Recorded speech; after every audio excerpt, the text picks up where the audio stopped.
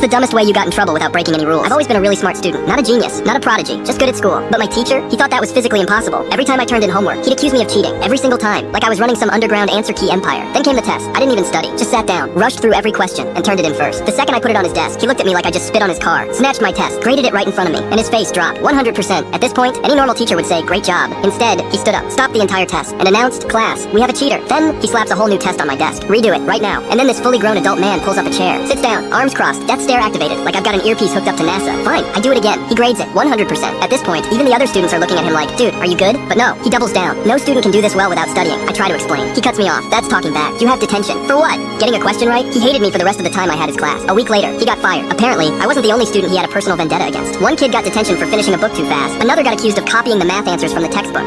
It was an open book test. And the final straw? He failed a kid's history paper because it had too many facts. The principal walked in, dropped a folder on his desk, and just went, yeah, you're done. I guess some people just aren't meant to be teachers.